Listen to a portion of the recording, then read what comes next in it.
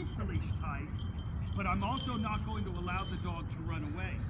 If I can get the dog to eventually stay close, the leash will always be loose. But this is something I want all of you to work on. How long have you had her? We've had her for a couple months now. How does she take to your dad? Oh, she loves my dad. Good. She doesn't like food? I'm going to work with praise.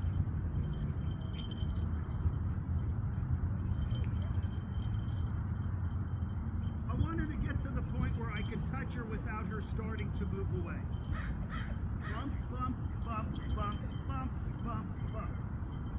And you can see that she's not necessarily going to go to Bridget, but I want her to get comfortable with not trying to escape. So along with this petting, I'm loosening up on the leash, but I'm only using the leash if her intent is to move away. I don't care if she sits. I start caring that she doesn't always want to bolt away. I don't want to see her get hit by a car or something like that. Most of you don't have this situation going on with your own dog. Some of you do, but I want you to notice that if I were to do this, if I were to have this dog for 3 or 4 or 5 days, she would eventually stop bolting away from me. But it's not really a spoken thing, it's how I communicate with the leash.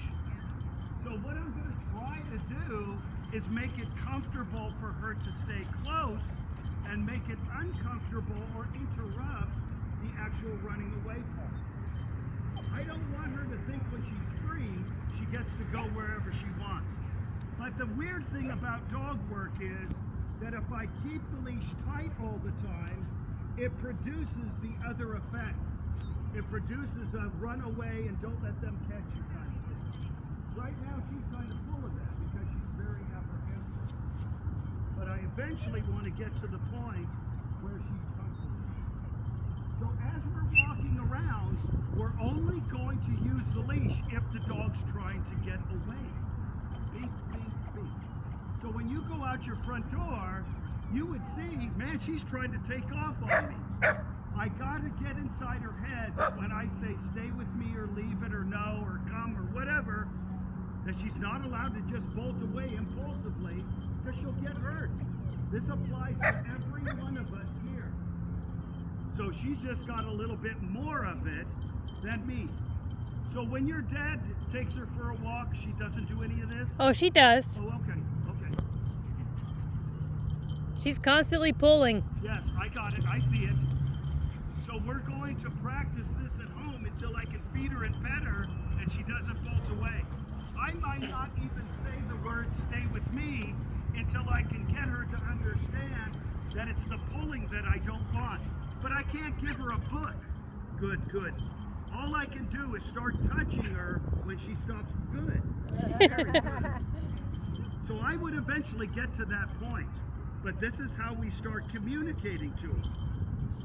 It's called good. It's called a correction.